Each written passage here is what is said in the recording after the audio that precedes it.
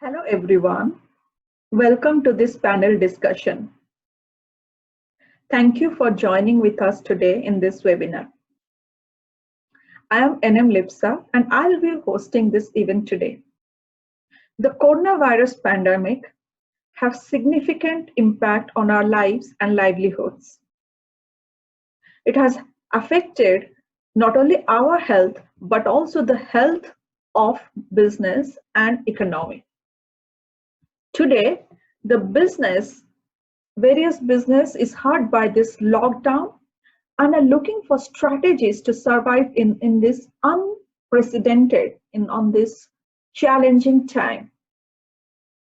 The webinar is about the impact of COVID-19 outbreak in our social and economic environment.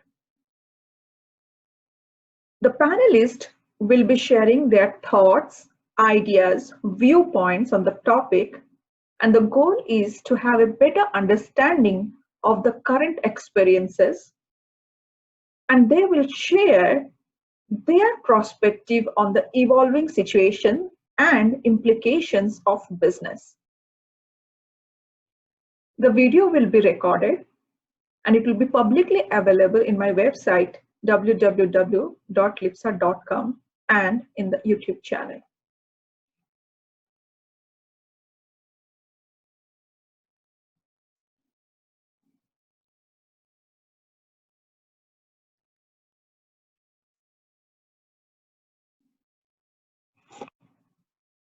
Today's topic of discussion is the impact of COVID-19 outbreak on economy, business issues due to social distancing, solutions for now, and future outlook.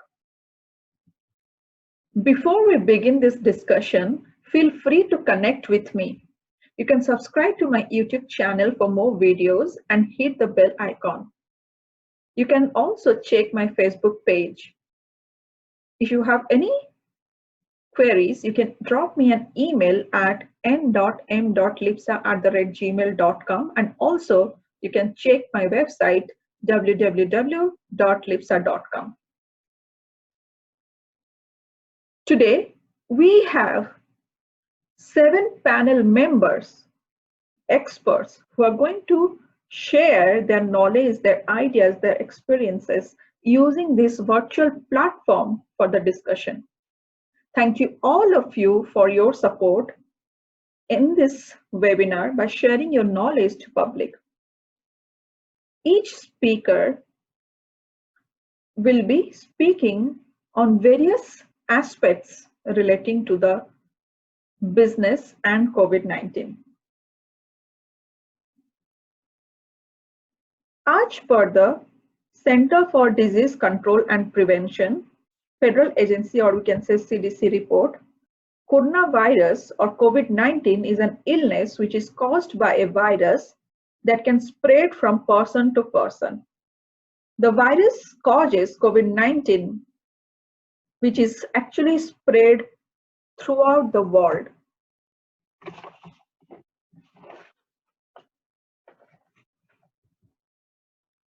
In this situation, if you can check the number of worldwide COVID-19 cases, there is around 4.48 million confirmed cases as on May 14, 2020.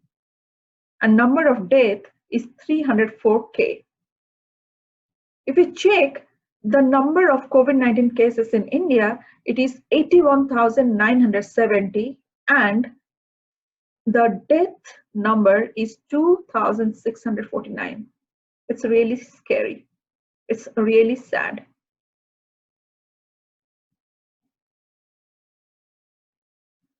Since the COVID-19 outbreak has been first diagnosed, it has spread to 190 countries and in all states of US. The pandemic have a noticeable impact on global economic growth. Estimates so far have found that the global economic growth is trimmed by 2% every month, and it will continue if the current condition persists. The global trade could fall by 13% to 32% depending on the depth and the extent of global economic downturn. The full impact will not be known until the effect of pandemic is peak. Business globally are experiencing workforce disruption at unprecedented scale and speed. Virtually all companies are still determining how we can work on the short term and long term at work. But the speed is of essence as of workforce and communities try to function and perform while struggling to cope with what is happening in their daily lives. The pandemic crisis is challenging government to implement monetary and fiscal policies that support credit market and sustain economic activities. These policy approaches vary from country to country. Today, we are focusing on two aspects. Should we focus on social distancing or should the business continue social networking? What should be done? How we can survive? We have to balance between lives and livelihoods. And today we have to focus on facts rather than fears. So, the quickly evolving nature of COVID-19 create a number of issues that make it very difficult to estimate the full cost to global economic activity. The question is how this COVID-19 cases, this pandemic is going to change the world. How long this crisis will remain? Whether the workers will be affected permanently or temporarily. How many countries will be infected and how much economic activity will be reduced? So all these aspects relating to technology, relating to mergers and acquisition, relating to business strategies, relating to sustainable practices, we are going to discuss and we are going to learn from various panel members today.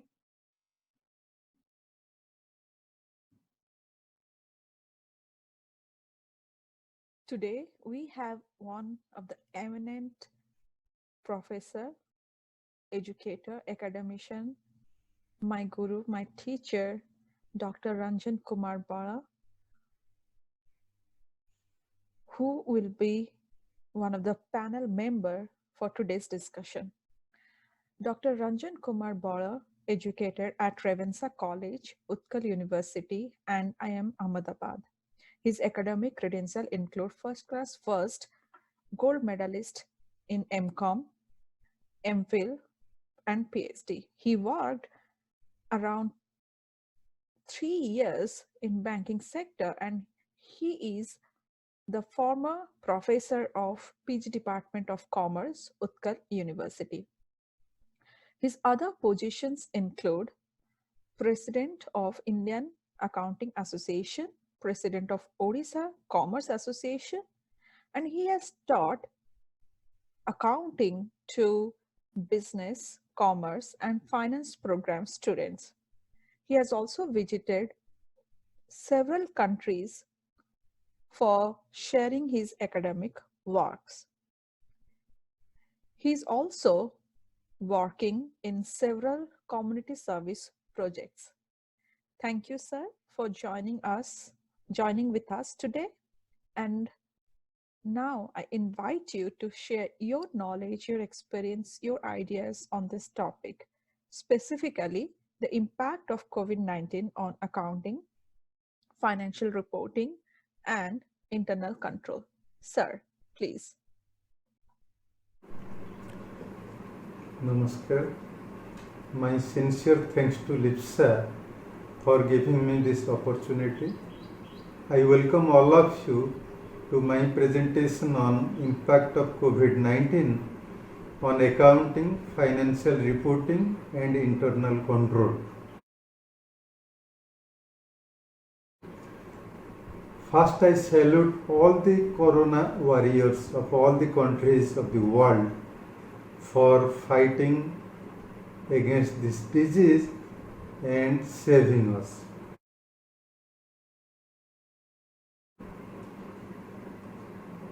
I like these two most beautiful words which I have written here, Vasudhaiva Kutumbakam, which means the world is a family.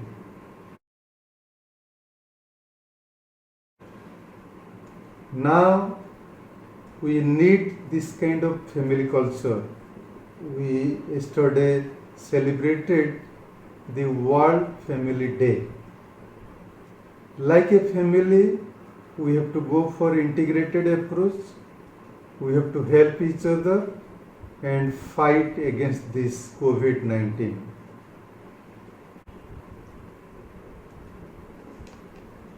To fight against this pandemic, one of the biggest challenges which we are facing in India is the digital divide. We have India and Bharat. Bharat refers to the rural India.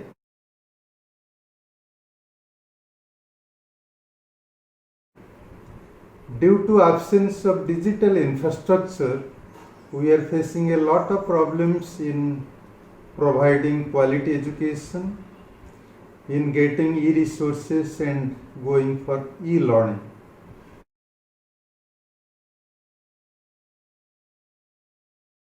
But now this is the best time to learn and learn accounting.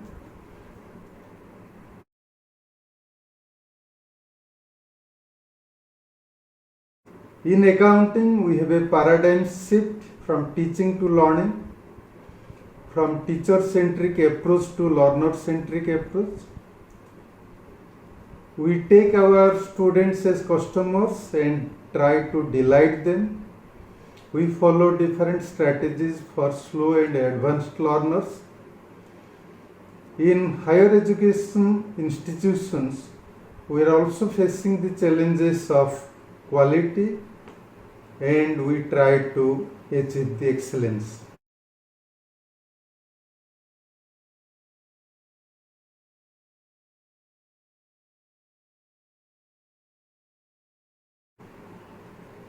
When we say accounting, all of you will agree with me, accounting is the language of business. Why? Because we communicate, we report the events of the business organization to stakeholders. We also take accounting as an information system. Why? It has all the parts of a subsystem like input, processing, output. The most important outputs of accounting system are the financial statements, managerial reports and tax returns. In accounting education, we need practical knowledge and skill. And this is influenced in India by two ICAIs and Ministry of Corporate Affairs.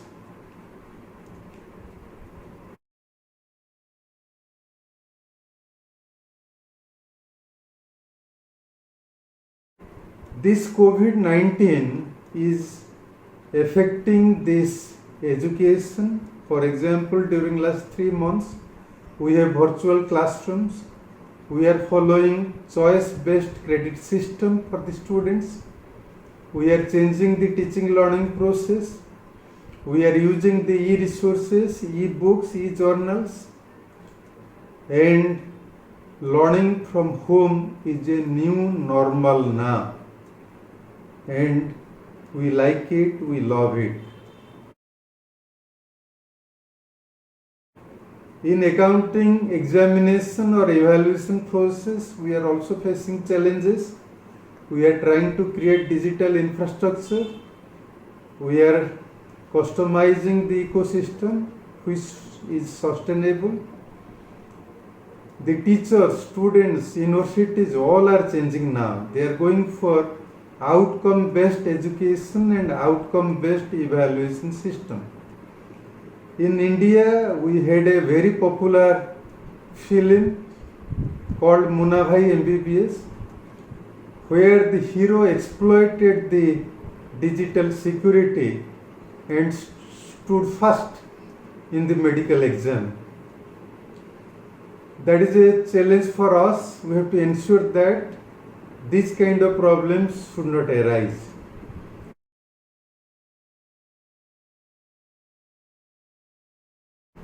I will tell you a joke here regarding Osama bin Laden.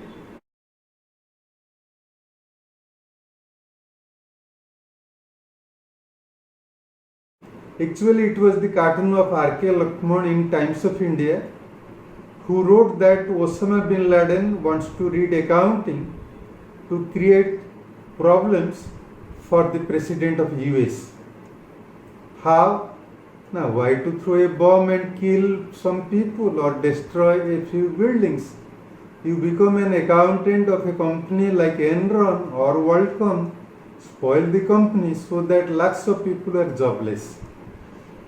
Those jobless people will create more problems for the US President.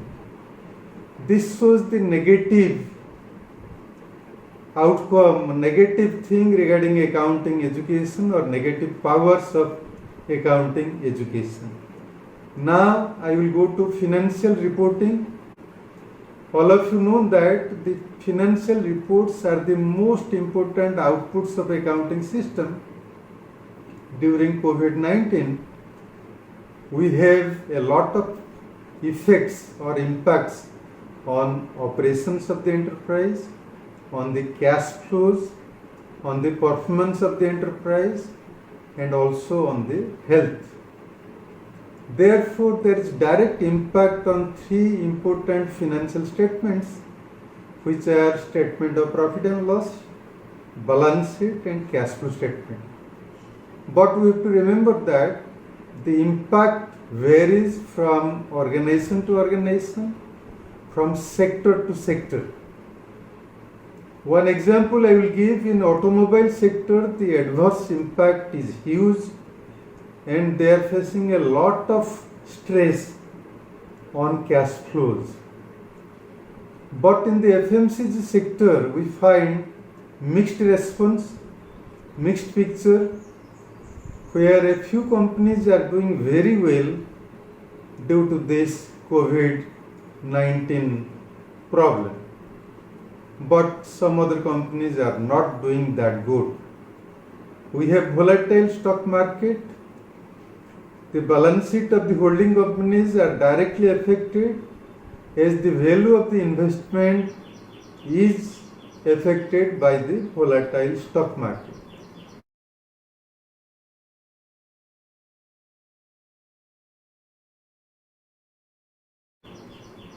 When we discuss regarding financial reporting, it is influenced by many assumptions, many principles, many standards.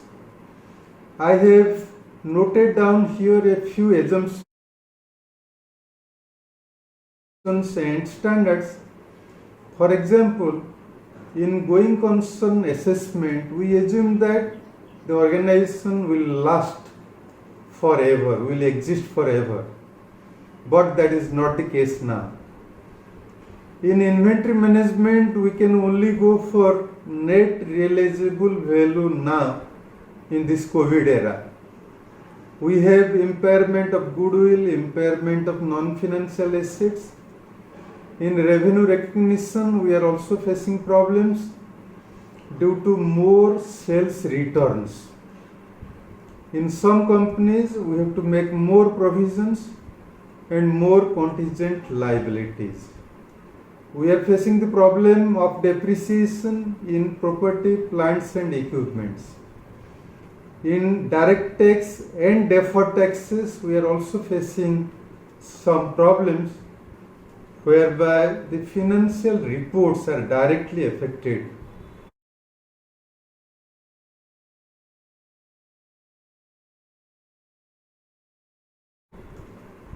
In my last part, I will tell you regarding the internal control of the business organizations. All the business organizations, they need structured accounting information system, which is a part of management information system. We need virtual teams. We need continuous risk assessment. The communication should be online and continuous. There should be online monitoring and controlling of the activities. We can follow one management principle called management by exception, where the top management will focus its attention on exceptional situations or events or cases, not in all events. There should be timely decisions and timely actions. I can summarize the internal control in 3 words. The internal control system should detect frauds, malpractices or errors, and the system has to prevent it and take corrective action so that we are able to have efficient internal control system.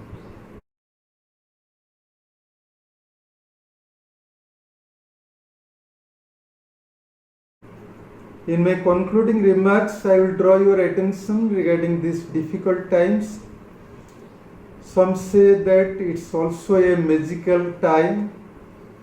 We can go for innovative solutions for COVID problems and also for the problems of the business organizations. The dream of Mother Earth is to have inclusive growth, to have food security, energy security, social security.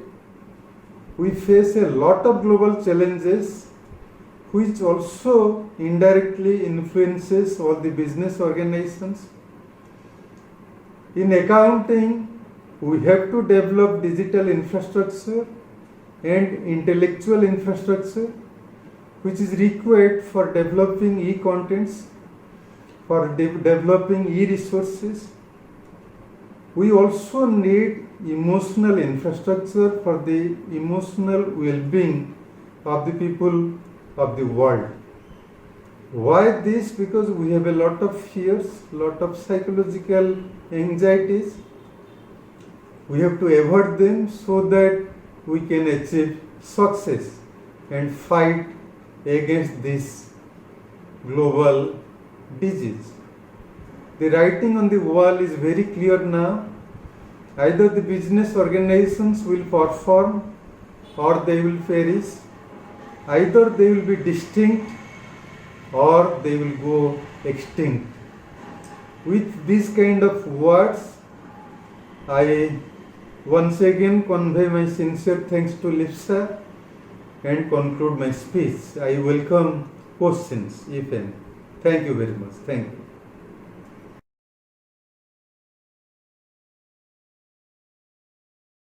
Thank you for joining with us today for this webinar. I really appreciate your time and for joining with this short notice. I really appreciate that. Professor Pradyot Keshari Pradhan is former professor from PG Department of Commerce, Utkal University. He is also my teacher, my guru. Even I consider him as my father, my mentor, my critics and everything. He specializes in organization behavior, strategic management, climate sustainability, and general management.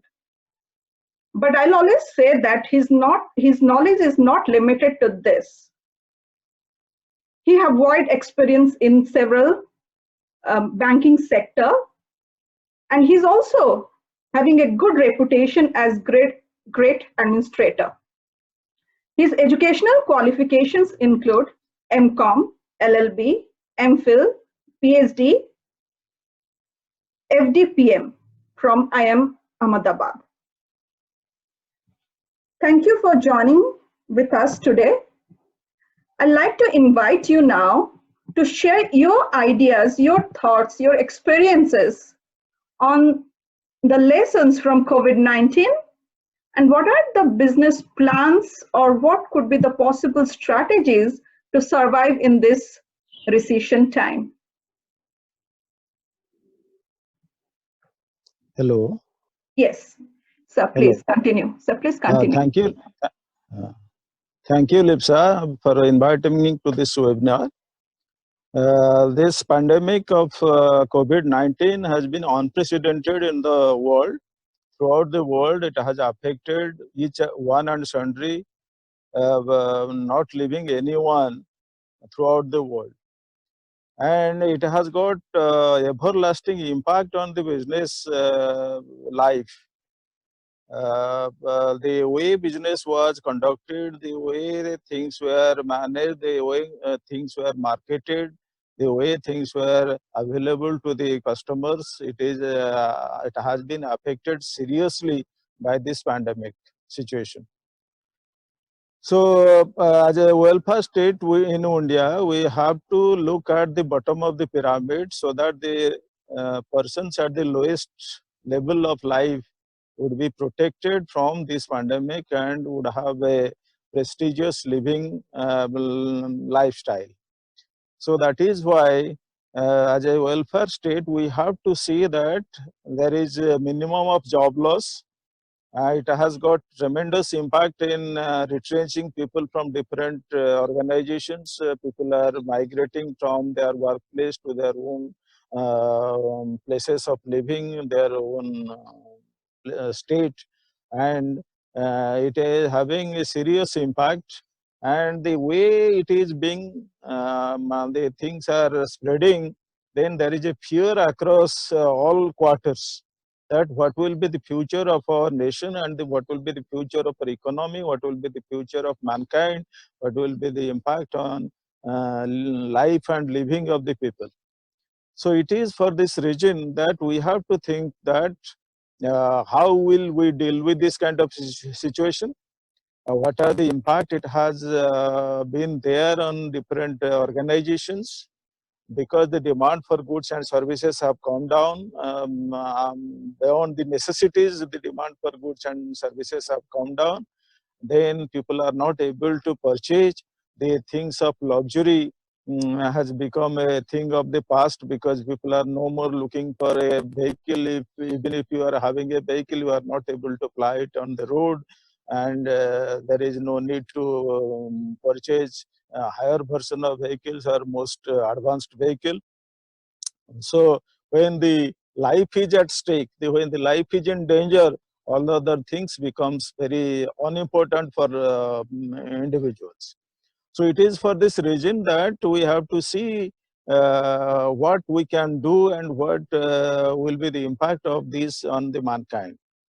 In Indian situations, that because of the lockdown, that people are not able to come out of their house, people are not able to go for a get together, people are not able to go to a restaurant, people are not able to use the product of their choice. All these things are happening.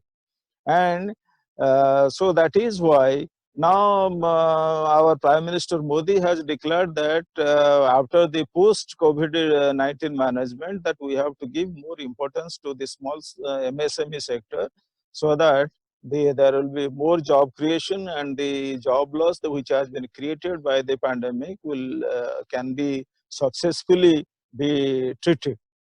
And in this situation, we can also see that the kind of fear psychosis that we have developed amongst our mind, it will no longer continue once this pandemic is over, because people have got a some limited memory, and after that, like the people, when they are going to the graveyard, they are very sorrowful. They feel that life has nothing for them, and that, but after they come out from the graveyard, they are engaged in all other actions. Similarly,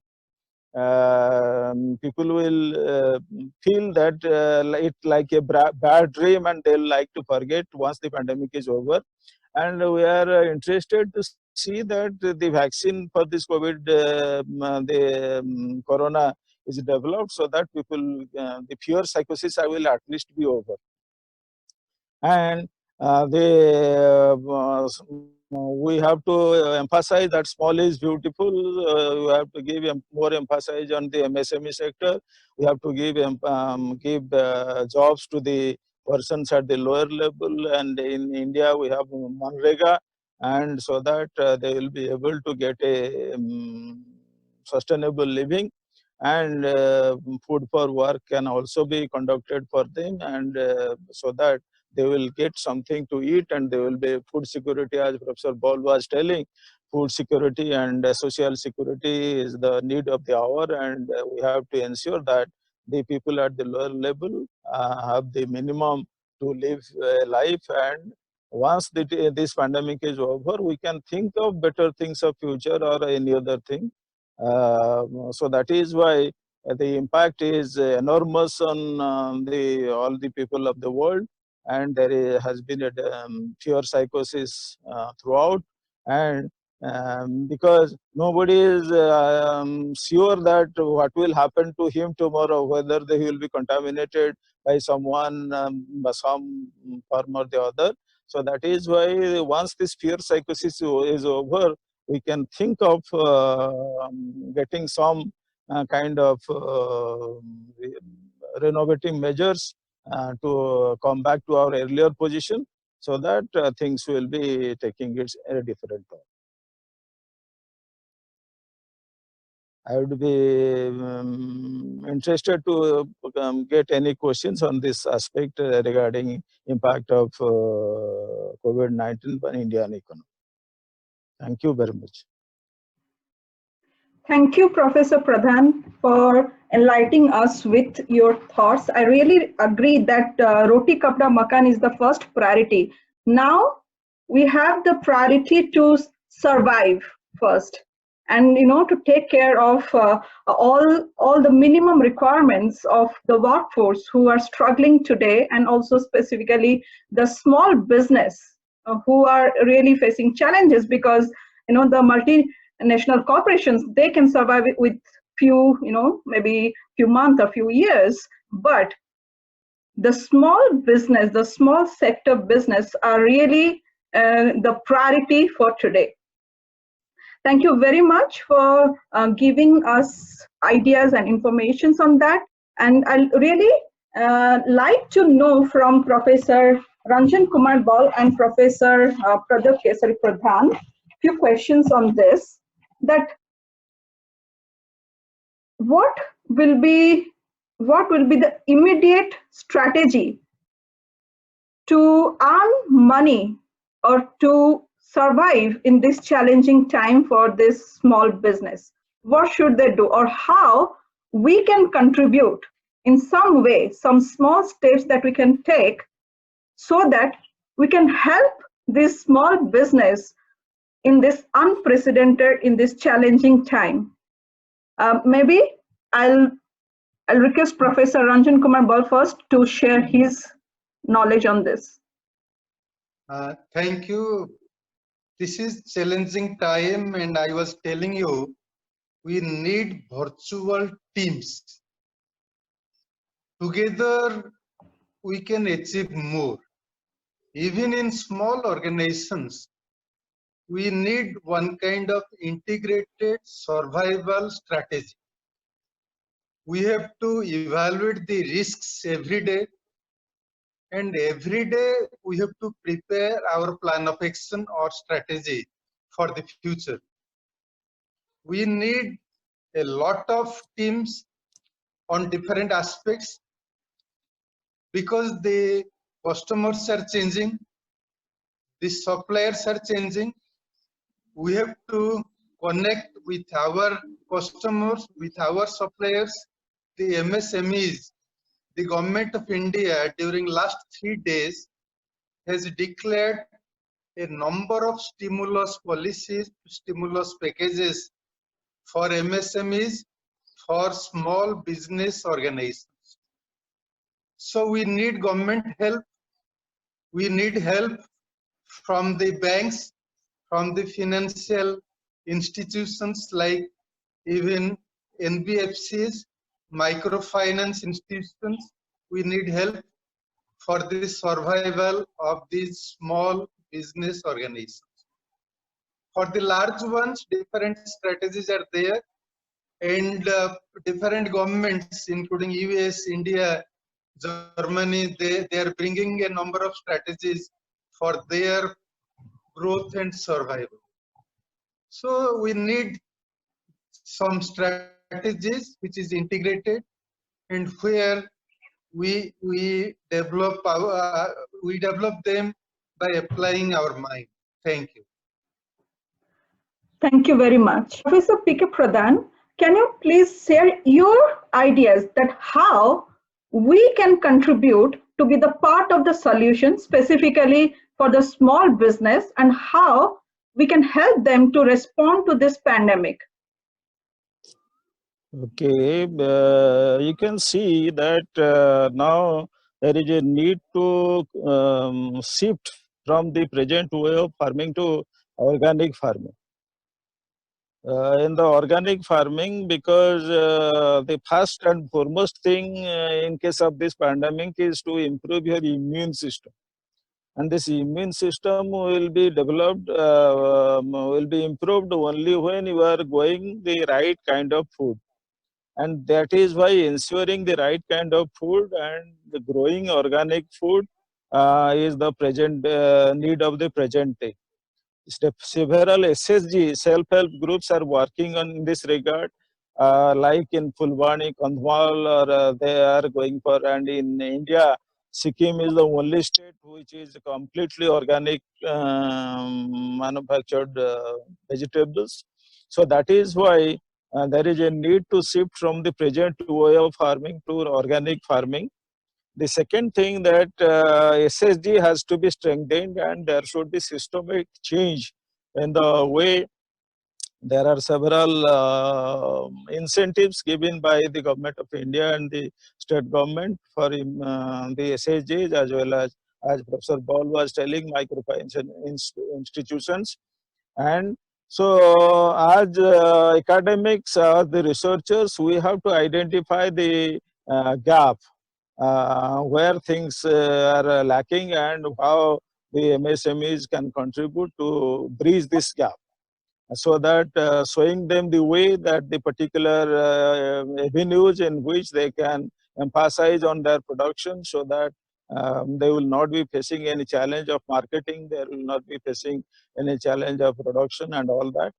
And all the persons, there must be a systemic systems approach to this particular situation, so that all the stakeholders must work together towards bringing us bringing the present state of affairs to a future state of affairs by each and everyone contributing to the purpose.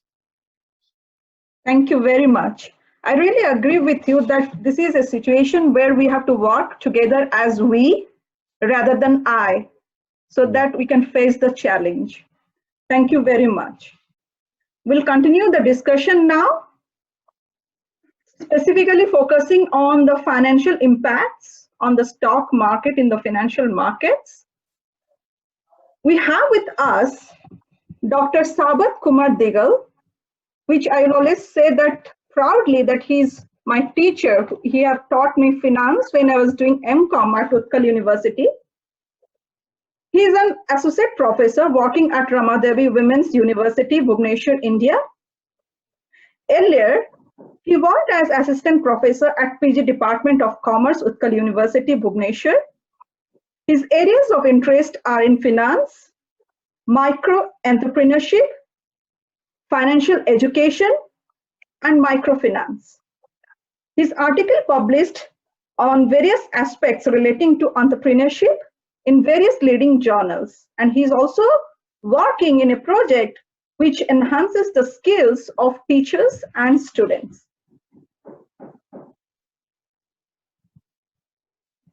So let me now share the screen with you and we'll continue the discussion again.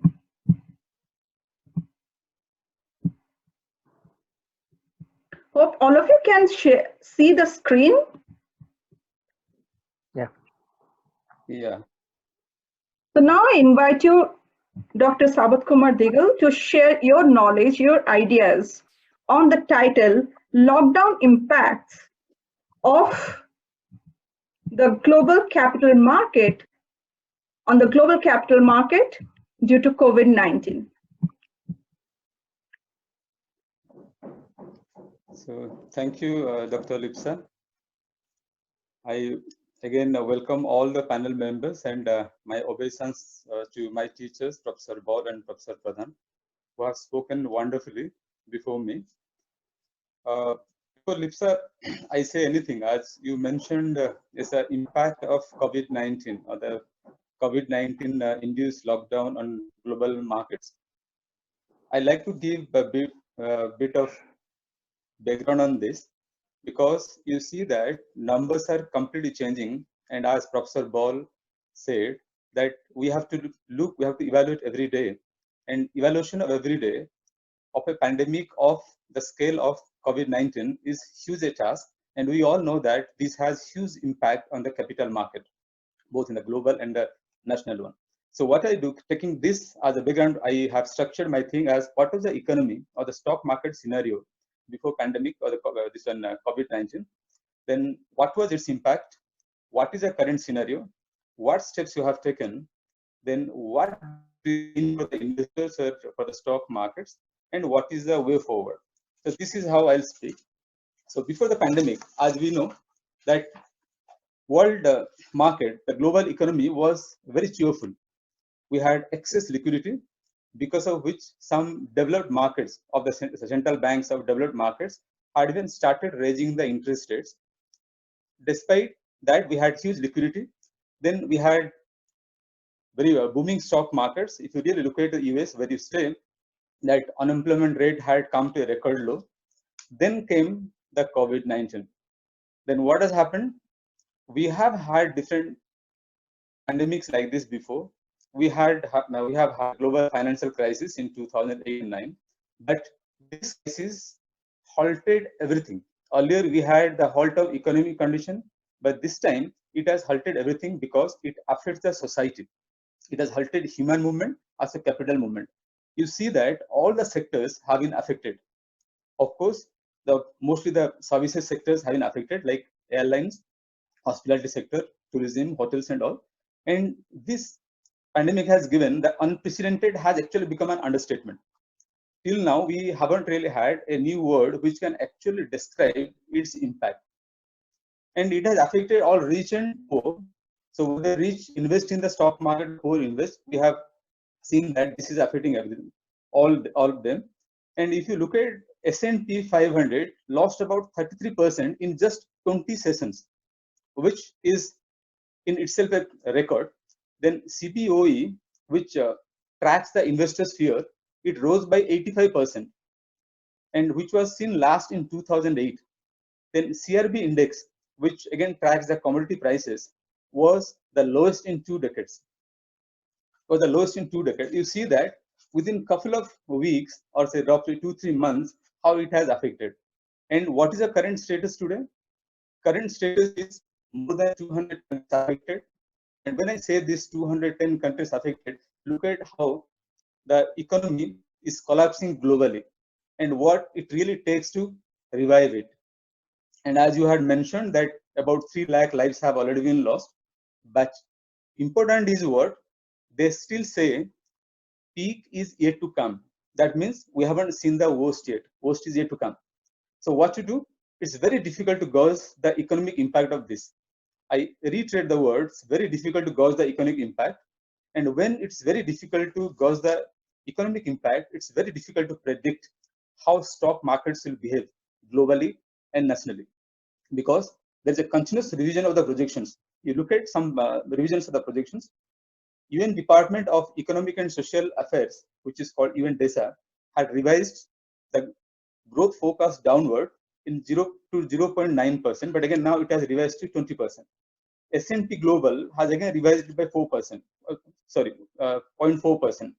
And they say US economy, which is the largest, arguably, will go down by, or will have a negative growth of 1.3%, Eurozone by 2%, Japan by 1.2%.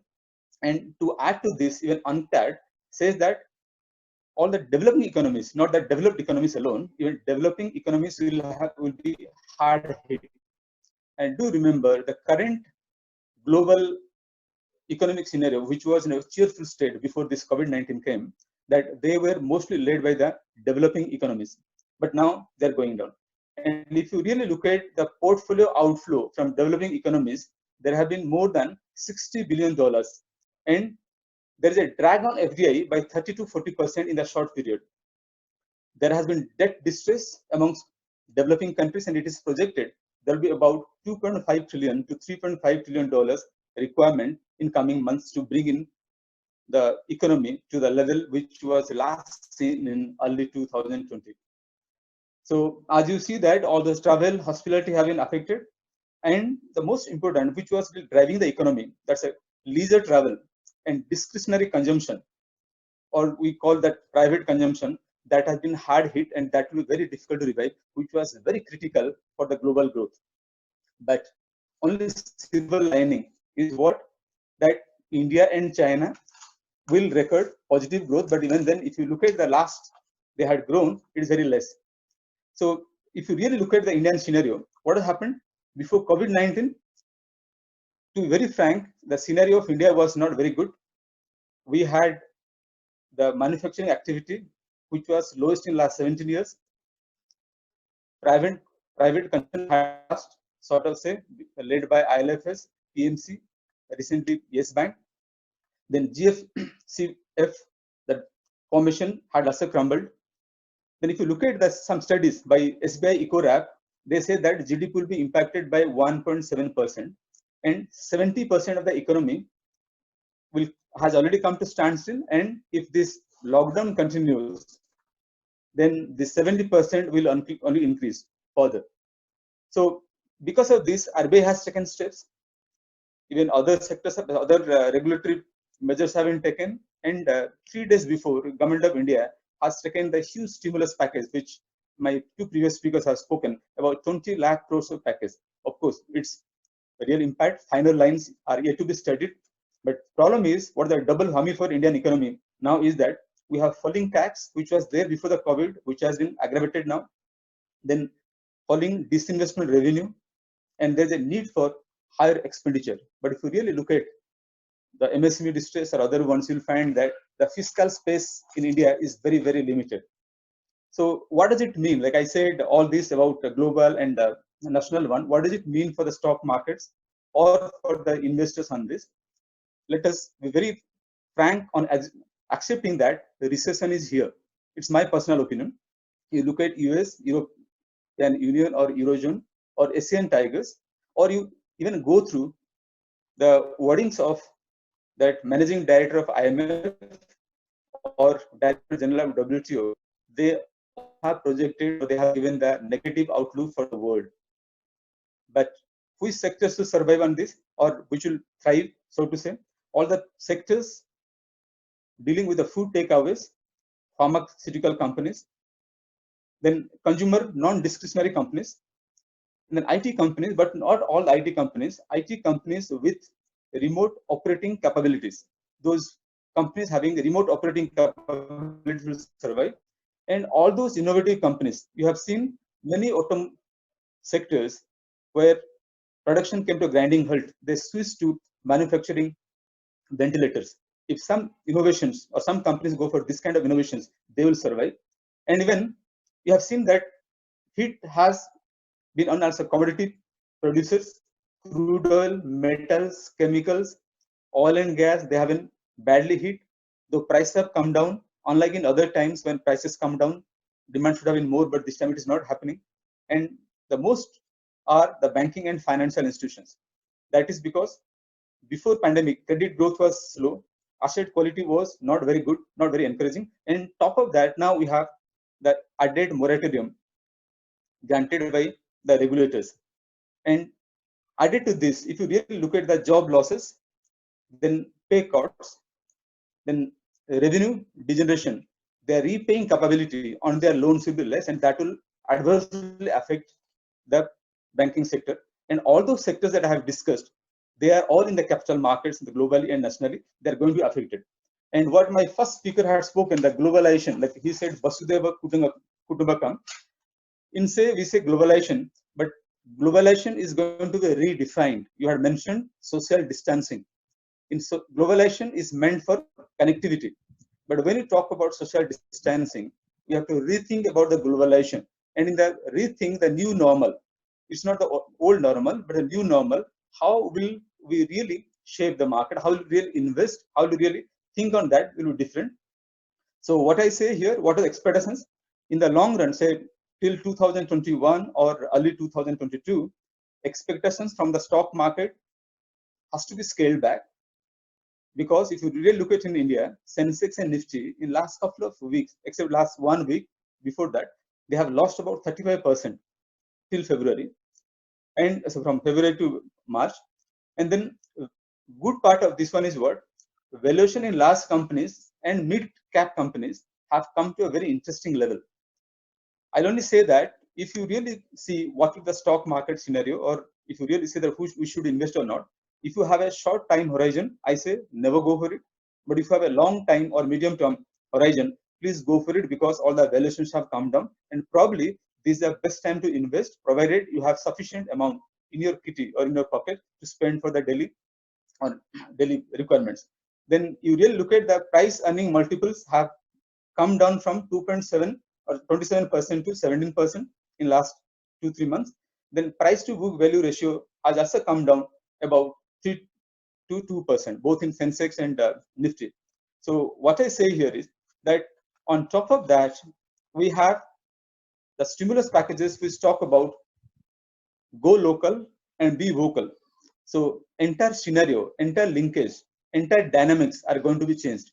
Yes, stock markets will really do good, but not in the shorter horizon, in the long horizon. If that happens, then it will happen, and we should all be prepared for new normal. But it's very difficult to say what will be really new normal. Thank you all for patience hearing. Thank you very much. Thank you very much for sharing your knowledge on this aspect. It's really, really interesting. And I mean, you have shared about the good, the bad, and the ugly industries that have been, impacted by this COVID-19. Well, again, since everything is uncertain now, and we have to make new definitions, as you mentioned, that we have to define that what will be a country called as, whether there will be, the boundaries will be limited to the national, countries, nation, or it will be global, right? Or what will be the new normal? So a lot of definitions is yet to come, and let us wait how we can define this new normal. Thank you very much. I appreciate your time again and all the efforts you have taken to share this content with us. Dr. Rudra Rameshwar is Management Faculty At Thapar Institute of Engineering and Technology, Punjab, India. He has been associated and working in a variety of academic and professional activities of technology, power, business environment, sustainability development, and the list is actually long. He's involved with project management, business sustainability, entrepreneurship. He involves in research, consulting, teaching, and a lot of activities. He has published more than 30 research papers in international and national conference journals proceedings, and have received various awards at national and international level. He has earned his MTech and PhD at Indian Institute of Technology, Roorkee, India. He has graduated twice in electrical engineering as well as in science. He has received diverse awards, gold and bronze medals for his independent research and various projects at national level. I have never seen him with any kind of free schedule. His schedule is always busy, and he's always associated with national as well as foreign researchers to work on different projects. So the list is really, really long. I welcome you to share your experience, your current experience, your ideas behind the sustainable business practices, and what lessons we can learn from this COVID-19 so that we can prepare for future pandemic. Yeah, thank you, Dr. Lipsa and other eminent participants. So I would going to share, some of my views on the topic allocated. So will I share the screen, Dr. Lipsa? Yes, let me stop sharing my screen and then you can share it. Yeah, please. Yes. Please kindly share your screen.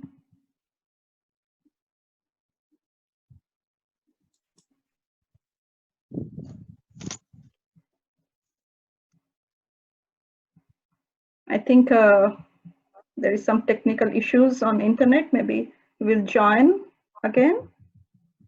By that time, maybe we can know more from our another panelist, Dr. Biswaranjan Mishra. He was my senior when I was doing my MCom at Utkal University. Dr. Biswaranjan Mishra is now the head of Department of Commerce, DDCE, Utkal University. He has completed his PhD from PG Department of Commerce, Utkal University in the area of corporate sustainability reporting practices. His degrees include MCom, MPhil, PhD. He has 6 years of corporate experience in the field of law and accountancy and have 10 years of teaching experience. He has published 15 number of research papers in various reputed journals and conference proceedings.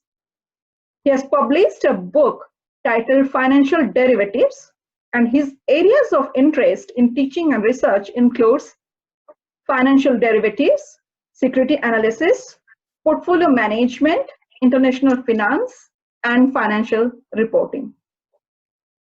I welcome you again. Thank you for joining with us today, and kindly share your ideas, your thoughts on this topic, specifically focusing on the global market. Let me share the screen with you quickly.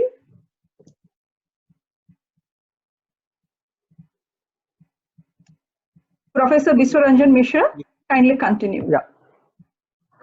Okay. Can you present for me? Yes. Am I okay? Where is the? Kindly share the screen. Sure. So the topic is global impact of COVID-19 on stock market and investors' reaction. Okay. First of all, I thank Dr. Lipsa for giving me an opportunity to speak on this platform. My pranam to all my teachers and seniors in the panel. Now, please see, the sentiments across the stock markets is gloomy. There are frequent crashes in stock market in all parts of the world, and there is wide circuit breakers to prevent this panic trading.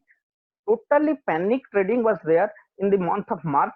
In US market, the market closed 4 times in a month. That is on March 9th, March 12th, March 16th, and March 18th. There is bloodbath in the entire stock market of the world. We can call it as Mad March.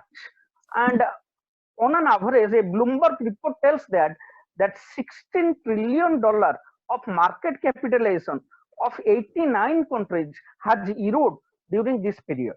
Next slide. Now, if you find out the circuit breakers in US market, you can see there are 4 times in a month, which is first in the history of US markets where markets were closed. Next slide. If you see the largest one-day drop in US, you can find out there are 2 days in the entire 100 years history of US. You can find the largest 2 drops in the month of March only.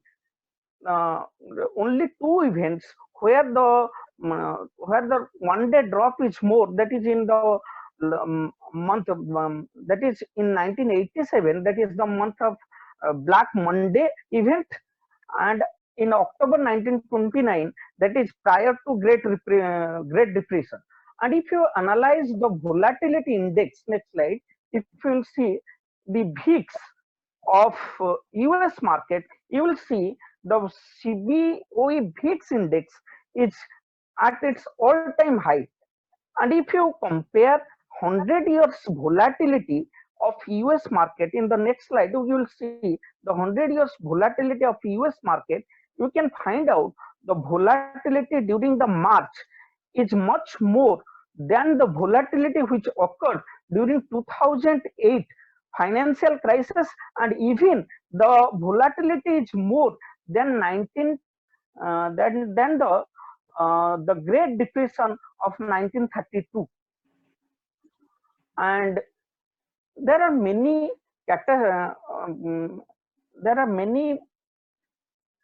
infectious diseases which affect the stock market. If you will see in the next slide, the diseases which affects the stock market during those periods, that is bird flu, SARS, then swine flu, then Ebola, then coronavirus, you will see the volatility in case of coronavirus is much high in comparison to all other infectious diseases. In this backdrop, there was bloodbath during the month of March. Then comes the carpet bombing of money by US Fed. What US Fed did, US Fed has reduced the interest rate near about to zero, not zero, just something bigger than zero. It has reduced the interest rate. Then it has introduced many emergency lending programs. Then it has directs to purchase first time the corporate bonds, including the junk bonds. So it has flooded the market with money, as a result of which the S&P traded at a projected PE multiple of 22.5 times. That means there is a difference between the Wall Street and the Main Street. In the Main Street, jobs were lost. In the Main Street, people has filed unemployment. Unemployment rates are increasing. In the Main Street, many people are dying. But in the Wall Street, you see that the Wall Street is at 22.5 PE multiples. So there is a gap between Main Street and Wall Street, as a result of which the US markets were the overvalued market in the month of April. But due to lack of fundamentals, again the market started crashing. You see that there is a gap between the two streets. In USA and UK, there is a huge volatility. There is a huge bloodbath in the month of March, and there is huge increase of prices due to carpet bombing of money by US. So the volatility is very high. If you find the VIX related future trades, those are less, those are reducing day by day. In Indian context, if you will see next slide, you can find out in Indian context how Indian markets performed during this particular COVID period. You will find Indian markets, the valuations of Indian markets were $2.16 trillion of market capitalization prior to this particular pandemic. At the start of 2020, NSE BSE traded at their highest level. Nifty was at 12,362 and Sensex was 42,273. You can find from the table on 14th January. And in 23rd March, in 1 month period, you can find a 40% drop in both Nifty and in both Sensex. However, due to monetary easing by RBI, the markets recovered a bit, but still there are 27% down from the top level prior to the COVID. The worst affected industries were hospitality, tourism, entertainment, where the market capital lost is round about 40%. And RBI has come up a series of reforms like reduction of repo rate, regulation relaxation by extending the moratorium and other measures to boost the liquidity. India is, next slide, we can find out India is in still lockdown 3 and lockdown 4 is expected. The Indian markets are characterized by high volume, low volume and high volatility. So in this backdrop, the COVID-19 impact will stay in Indian markets for a longer period of time. We can call it in the literature of finance, there are many outlier events which affects the market. We can find out, next slide. Okay, in the literature of finance, there are many outlier events. Those events does not occur every day. We can call this COVID-19 as a black swan event in the financial literatures, where the event occurs once in a full moon, but it will continue. Nowadays, the investors' sentiment is very bad, very poor. Investors are shying away from the market, but you know that stock market is only for long-term investors. Many such pandemics have occurred, many such catastrophes have occurred in the market, but in the long run, market has averaged out everything and provide a decent return to the investors. So every dip is a good buy opportunity for the investors. With this, I conclude. Thank you. Thank you very much, Professor Mishra, for enlightening us with all the aspects relating to the stock market today. And yes, this is a black swan situation. Now I'd like to ask a few questions to Dr. Saba Kumar Diggle and Dr. Ranjan Mishra. Kindly share with us that how the economic cost relating to the containment measures is going to impact the long run economic growth and how it is going to again affect the economy.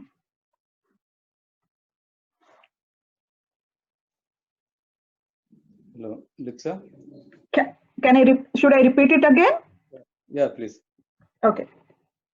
How the virus containment measures that affect our economic cost is going to impact the long run economic growth, or we can say what should be effective monetary and fiscal policies that could be taken at national and global level to address this crisis. Okay. Thank you, Lipsa. As I mentioned, what is the scenario in stock markets in the global and national level you are saying, and I said it's very difficult today to say what will exactly happen. And I was saying that if you really want to look a view in the medium and long-term horizon, then it's better to go for it. So the economic cost of the containment or the lockdown is immense. Now what has happened, we are only spending to remain floating. All the efforts are there to sustain. We have not taken any steps to really thrive. So, and we do not know how long this will go. If you really look at the reports, we'll find some say, suppose this COVID is really abating by September, then all the figures that I have given, those probably will stand. But if COVID extends beyond September, then there will be bloodbath, as Dr. Mishra mentioned, there will be many occasions of black swans or mad mass, all those will happen. So, but only to say that if you look at the rich countries or the developed worlds, most of the countries have spent about 10% of their GDP. And do remember, 10% of their GDP or the economy is a huge one. That means each country is nearing their fiscal space. They don't have a fiscal space now. When so much and it continues unabated, then you actually have no amount to go to contain it. And then what you do, you go for monetization. But we know that the impact of monetization is inflation. And when there is a huge inflation, entire world cannot trust each other. So again, only thing I see, that the ray of hope that I see is that, as I mentioned, that we'll have to have a new normal. What new normal? That maybe we'll go for the globalization, but it's about depending on the own country, own resources. And the severe focus, the tremendous focus, not stress, focus on the MSMEs. If you, the small industries, if you do that, then you can sustain. Or it's, as of now, it's very difficult to say what will be the real impact on this or of this. Thank you. Thank you very much. Again, invite you to share your thoughts on the sustainable business practices and what lessons can be learned from this COVID-19. Sure, sure. Thank you very much, Let me, Dr. Lipsa, for giving me an opportunity to share my experience on the topic allocated. Please allow me to share my screen okay. so that I can share. Yeah. Can you try again? Can you try to share? Just try if it works or not. No, you have to give me the rights so that I can share the screen. Yeah, now it's okay. Okay. Now my screen is visible to everyone. I think yes. Maybe it is taking a little time. Yes, we can see that. Yeah, yeah. Okay, Yes. thank you. You can make it as Yeah, full thank you. screen. Please kindly do as Yeah, full that screen. as. Okay. Thank you. Yeah. So thank you, Dr. Lipsa. So this is a very interesting topic for me as far as this webinar is concerned. And yes, sustainable business practices been before the COVID as well, and we have been doing a lot. And as far as the global, situations and the sustainability concepts are concerned, but because of this COVID outburst, which happened in last 2-3 months, that the world is facing, and there is a lot much. So here are my views, guys. Yes, the facing the COVID pandemic situation is an exclusion of everything else. The COVID-19 pandemic is a worldwide, well-being emergency. Simultaneously, it affects on the worldwide economy, as eminent panelists have already spoken on this aspect as far as the economic degradation is concerned in all the developed and developing countries as well. So this is exponentially increasing till we are locked down. The world is under lockdown. So with short and long haul business suggestions are there, because many. So now hope this screen is visible to everyone. Yes. Okay. Yeah, thank you. So as I was talking about, the world is facing the pandemic situation across the globe, and we are here to share our experiences, views as far as the forecast and the sustainability concepts are concerned in the job. So I was, just discussing about the epidemic and the pandemic. So there is a basic difference, but if you see the normality of the events and occurrence of the, these illness are concerned, both are important of the concern as far as the declaration of these diseases are concerned from time to time. And as WHO has already, declared that, okay, COVID-19 is a pandemic, which is a reference to a spread rather than it is severity. And almost lakhs of cases are there these days, and we are now facing of these challenges. So these are the implications, guys. I directly come to the discussion of the topic, and implications for the businesses are quite severe. But let's see and how the beginning, and also this is an again a quick recap from 2019 December 8 it was started, and January 29 2020 the WHO announced that okay, this is an pandemic, and coronavirus is creating the problem in our business as well as and so guys, this is the hierarchy of the control which I believe that people should go for the adoption. So if you see from the most effective to the least effective, elimination is the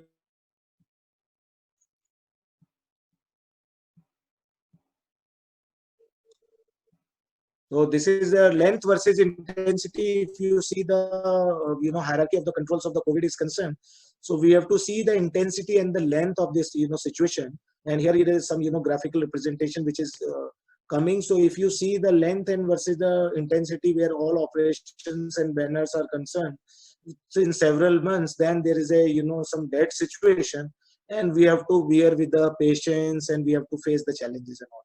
Otherwise, it is a case of temporal holiday. Other cases like temporal, takeaway, that people can only, it's a matter of weeks. But now here you see, now people are forecasting, experts are forecasting for a year. So that we have to see from the length versus intensity of this COVID impact in our sustainable business. So guys, these are the new lessons from the COVID outburst, that pandemic lessons take a center stage. So as far as the discussion is concerned, so new lessons have been started, as I was emphasizing on the work from home. So changing the dynamics in HR due to work from home.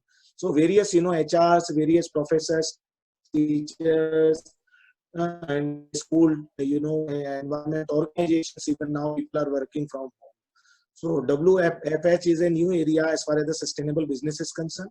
And no doubt, yes, the effect on economy will taught us about the adoption of the business. Local, adoption is sustainability, because in a true sense, sustainability is that we are living in a long run, that we have to, nurture our business to a long run.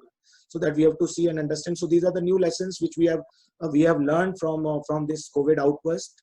And as far as the management of this anxiety is concerned, so here are some suggestive measures which I am sharing across with all of you. Is for you is avoid excessive exposure to the media coverage, connect through the calls and internet, add extra time to your daily stress relief practice and mental health, because Dr. Lipsa, this is a really important aspect that we need to adopt, and we need to focus and align our businesses through these guidelines. So you can say it is a bit of guideline, but it is very important and playing a crucial role in our day-to-day life, right? As far as the kids, reassurance are concerned, that we have to talk them about their worries, because now kids are, under fear, as various panelists was emphasizing on that. We should not go with the, challenges, but we have to come out from this fear also. Okay. So this is really important for us. And yes, quarantine and isolation is the first and foremost solution, that we have to keep in contact with our loved ones and all, create a daily self-care routine for ourselves, keep ourselves busy in games, books, reading books, and some other focus work also, and focus on a new relaxation technique, that meditation. And I think people were doing it, but now because of this lockdown, people have started as a usual practice, and people are benefiting as well. So guys, this is the another insight as far as the commitment and environmental social governance are concerned. So here are certain questions which I have posed and discussed and found out, that are you demonstrating the leadership? So it is our duty to we have to demonstrate the leadership in a good corporate culture, and this is the same solution which I would like to recommend for the sustainable and future businesses, also for all key stakeholders. So in the terms of employees or in terms of the business also. So, and then another question is your commitment to abide by local public health guidances that we need to follow. So the answer is we need to follow the public health guidance also given by public and department from time to time, that we need to understand and the impact of virus spread prevention, which should be clearly communicated to our neighbors, to our society, and to the masses in a way which we can do it. Social media like WhatsApp, Facebook, and so on and so forth. And another question is, have you checked, reviewed, or your business continuity plan? This is really important for all of us, that we need to look at that. Okay, what I'm going to make a plan as far as the business is concerned, whether it is really updated if it is necessary, to determine if it is contemplates the scenario. So this is really important for all of us to understand and engage ourselves in long run as far as the business continuity plan is concerned. Another last question is, have you engaged the compliance function to monitor the compliance with BCP policy, like business continuity plan and its procedure? So we need to understand that and demonstrate the leadership also as far as the commitment, social and governance are concerned. This is the another outlook which I would like to reiterate here also, the role of CSR. CSR was also there, but Continue. so as I was, yeah, I was muted. I think some interruption is there in the connection, but no issues. No I worries. will manage it. No worries. So I was just talking about these demonstration of the leadership qualities and a good corporate culture is concerned. So CSR is another area where we need to understand the before situation 2019 and after the COVID 2019, that is in 2020. So CSR, as far as the 50-year participation of the CSR is concerned, which has built a key vehicle of estimating and detailing the organization more expensive effects on the earth, as well as the social responsibility to partner with the other organizations, including the financial specialists and the general population. So the year 2019 was the setup for a huge CSR change in the ecological domain, somewhat filling the hole and coming out with the because of the progress on natural and environmental change laws. I think these are the laws, again, we have to reinforce in some way or the other to manage with the CSR change. Thusly, 2020 started with the energy to transform 2019 primary activity without any hesitation, despite of the fact that we are now suffered and impacted a lot from the COVID 2019. So at the point the COVID 2019 pandemic emerged, before the finish of 2020 first quarter, the world's economy quickly moved from developing to the protecting business. So now we all are now deliberating the different aspect, as this webinar is also on the finding the solutions for after the COVID impacts, right? So this is really important for all of us to understand the importance of this situation, and we have to find the sustainable solution. So protecting representatives quickly retooling assets towards the worldwide battle against the pandemic and safeguarding center activities properly caught the full transmission capacity of the corporate pioneers. So that we need to understand the importance and the really, characterization of this corporate participation in our life. So we need to understand and recharacterize that 2020. It means that we have to understood the problem, and we have to find ways to survive, as many of the panelists were talking about, that it is a case of survival. Yes, no doubt, it is a case of survival, but without business, it is the survival would be very difficult for us, right? So, however, in spite of these difficulties, CSR will progress in 2020, regardless of whether it takes an unexpected course in the comparison of the force. And on the off chance that 2019 was every time of a restored center about CSR. So CSR is an important role where now organizations have to look at again and to participate, to contribute in CSR, which will be another basis for the social upliftment, right? So this is another social aspect as far as this is concerned. And guys, these are the companies need to rethink and act across the 5 horizons. So these are the 5 horizons. Cases resolved. So we need to address the immediate challenges that the COVID represents to institution, workforce, customers, technology, and business partners. Second horizon could be resilience, where address near-term cash management challenges and broader resilience issues during the virus-related shutdowns and economic knockdowns effects. Third point, I think one of our eminent panelists was talking about the returns. So here is also the another 5 horizon is the return. Create detailed plan to return business to scale quickly as far as the COVID situation evolves and make out the effects become clearer. So slowly, yes, the return would come, but definitely we have to be very much patientful as far as these returns are concerned. The fourth horizon could be reimagination, that we have to, rewind the entire business. We have to think, and we have to use this lockdown time to reimagine the next normal, situation. So what a discontinuous shift look like to and implications for how institutions should reinvent.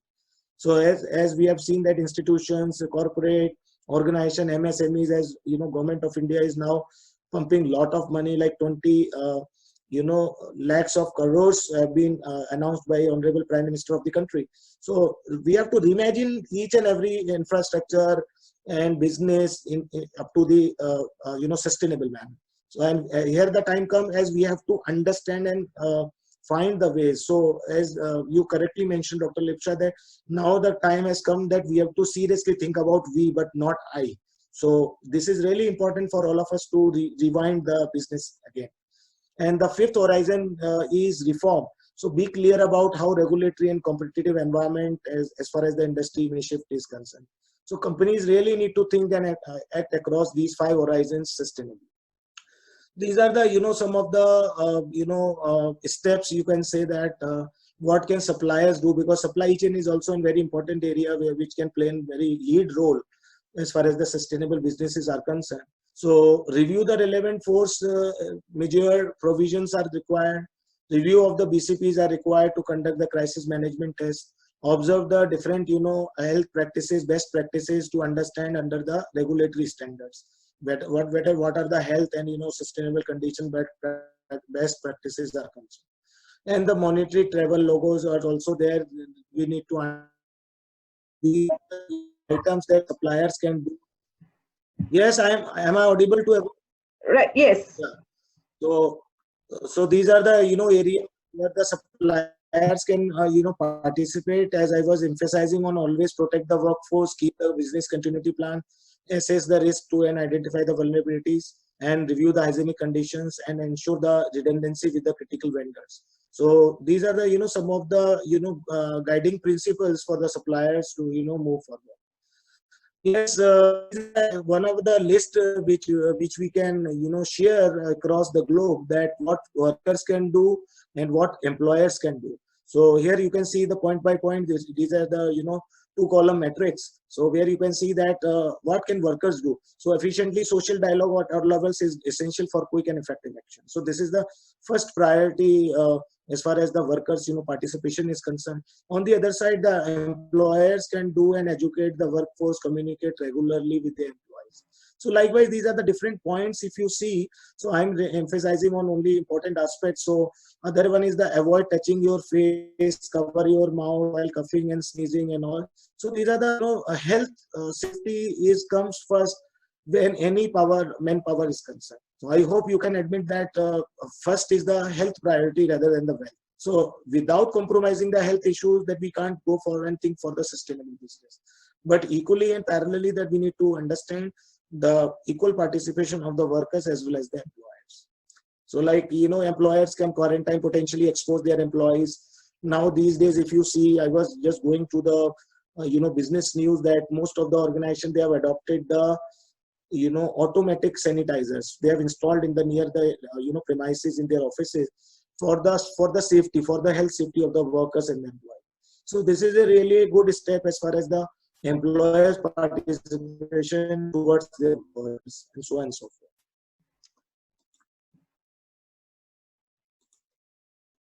The 12 ways where leaders can address the COVID-19. So these are the 12 important ways where sustainable business can also be really a sustainable business. So first is the update the intelligence on the daily basis.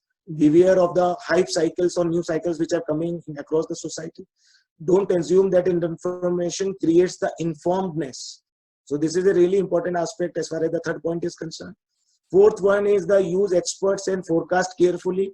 Do not be panic and don't use or mislead the data from one information to the other information. So use the experts and forecast carefully and then go for your decision making. Fifth point is constantly reframe your understanding of what happening is there. Sixth point is beware of the bureaucracy, that whether the bureaucracy is internally or externally or it is superficially. So that we have to be, so it is in caution for all the employees and employers that we need to understand and we should not be a part of any bureaucratic system. 7th point is make sure your response is balanced across the dimensions because these dimensions could be based on your business, this could be on your type of business, this could be on your work profile and so on and so forth. 8th point, you can think for use resilience principles in developing policies. So use the resilience principles in developing policies means those policies which are under the formative stage, that we need to understand the importance of these policies and we have to follow these policies efficiently. 9th point could be the prepare now for the next crisis. So now, world is facing for the COVID-19 and also, but we have to be ready in totality that there could be another crisis severe than the coronavirus. So this is also another point. So I can define in a one word is that we have to go for the preparedness. So one, preparedness is the solution. Like we need to understand that similar kind of impactful situation would arise. God helps that we will not face any problem, but we never know that because the world is dynamic. Anything can happen at any point of time. So it is really important for all of us to prepare now for the next crisis. 10th point could be don't rely on intellectual preparations also, because sometimes these intellectual, these foresightedness or futuristic dimensions also not playing a very important role as far as the current or real situations are concerned. So this is another submission for the people or the masses that don't rely on the intellectual preparation. Yes, intellectual capability is important, but intellectual capability is not everything. That is the one of the goal which I would like to address here. 11th point where the leaders can address could be reflect on. So I was, emphasizing, important and importance of the 10th point that don't rely on the intellectual preparations. 11th point could be reflect on what you have learned or what we have learned. That this is really important that we need to understand and act upon. So reflection here, the idea is related to the act, that So these are the ways where leaders of an organization, leaders of an employer, leaders of a family, or leaders of a society can address these issues simultaneously with these important features. And 12th point, which is very important, is prepare for a change world. That some people are very reluctant to welcome the new practices which are coming up, which we have experienced in the past 3-4 months due to pandemic. So we have to be flexible enough and prepare for a change world, and we have to adopt. So this is an opportunity. Many people, they say that, okay, this is really an opportunity for us to understand, to be sync with, to have in various different experiences for the future. This is a last important, I think I'm going to end my session of the webinar. So these are the 3 C's for the business survival is important. One, we need cash flow. So as the eminent scientist was talking about the cash flow, the other one is the communication, that we have to be intact with communication. We have to be fair in our communication so that there won't be any contradiction as far as the communications are concerned. And another important aspect is the CARE Act. CARE Act means that we have to be careful for ourselves, for the others also, for the employer, for the organization. So if you see in totality, this is the 3C circle where the business survival is really much important and playing very significant role in our new business. So with this was thank you much for patientful listening, and I welcome your feedback, and I wish that this webinar is a success and people across the world would share different views on the event which we had today. And I hope and I wish a happy and healthier and safety life. Thank you very much. Any questions, please? Thank you very much, Dr. Rameswar. It was really wonderful to see different aspects, starting from the corporate social responsibility to implications, focusing on the HR practices, and so many topics in this content. I have a quick question for you. That, like, every day we are listening that, okay, there is negative impact on the stock market, the investors are not happy, there is debt, the economic situation have gone down. In this scenario, can you see any positive outcomes of the coronavirus?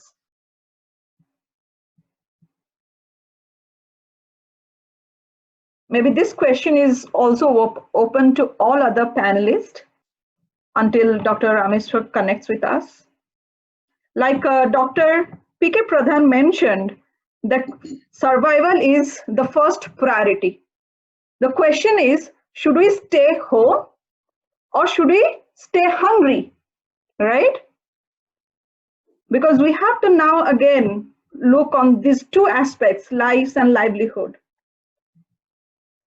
So in this scenario, like, one good thing is that climate, if you see the climate change, or if you see our planet Earth, it has held itself, right?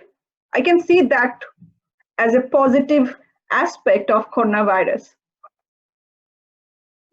Do you have any other such positive, visuals, maybe for today or maybe in the near future? Professor? Yes, there are three ways you deal with a situation. There is act, react, and proact. So that is why when in normal situation you act, but when you are facing a threat, you are reacting, but ensuring sustainability, you have to proact. So that is why we have to make this world a better place to live in. And that is why all our actions should be directed towards that end. So it is not the greed of mankind, but it is the need of the mankind which has to be emphasized. So in this way, we will be able to deal with this kind of situation in any way. Any situation of this kind can be managed if we look at that. It is really a great lesson for us today. Yes. Act, react, and proactive, right? Thank you. I'll remember that always. Thank you very much. So now let us switch our gear and listen on other aspects on this topic.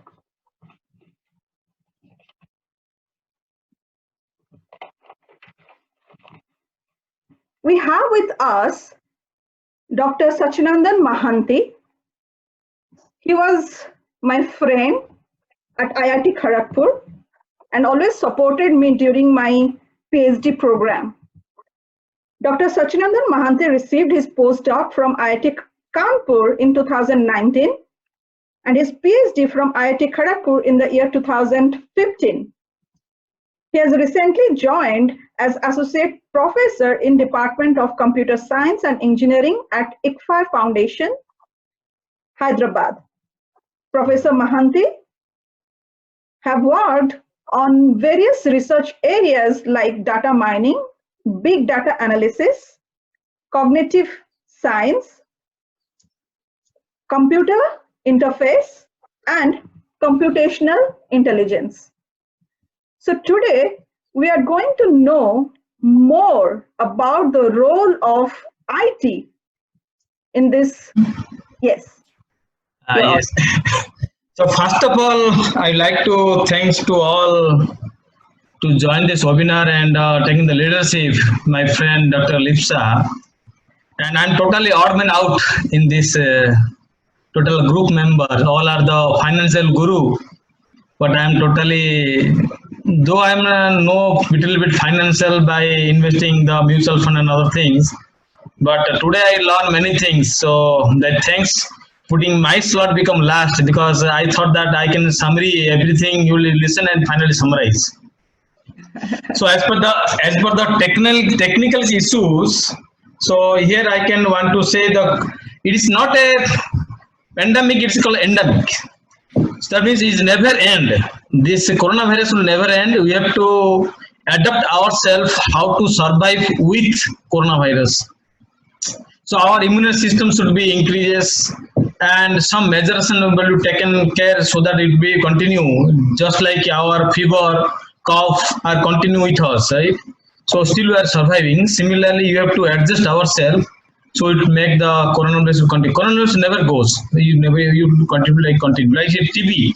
TB never goes. It continue. Only thing that there is some clinical measure is not as of now coming to market.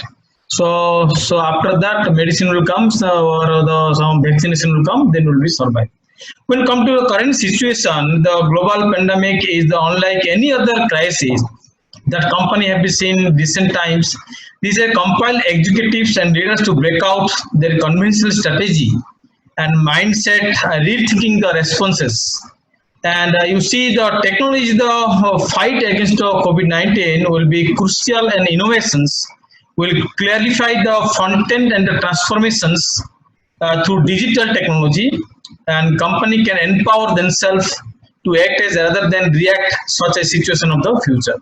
Now many things are comes just like information sharing is one point.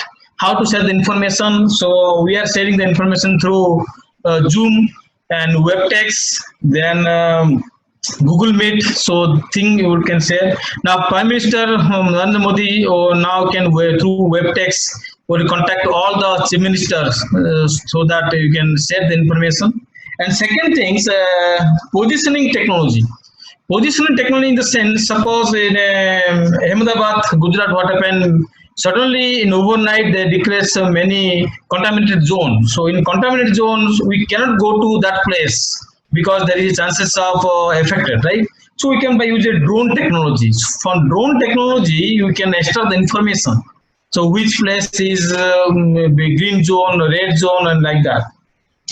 And another thing is the crucial role in the crisis to tolerate the precise position accuracy across the situation. And another things by satellite monitoring. So satellite monitoring is one of the technology to locate the COVID hospitals and contaminated zone and quarantine center zone. So through satellite monitorings. And right now we might be have robotics technology. When a patient comes to the hospital, a doctor become reluctant to touch touching by getting the symptoms of the patient. Even you are not corona disease or not affected by corona disease or some disease may be with you, the doctor may be very scary to touch you. So what that happen, the robotics, one of the major role, robotics may be extract the information from your socio-demographic information, then robotics may be measure in a different diagnosis, clinical connectivity of thermal imaging, and sensitize your provide sensitizer and individual things. And health, another thing is that health sensor. Health sensor means the instruments also is available. If you put in your hand, automatically you tell you what is the glucose level in your body, what is the temperature, current temperature of your body, what heartbeat, what is the other peripheral symptoms they can tell you by health sensor. And the sophisticated, expensive surveillance and the network public good and different zone we can find out.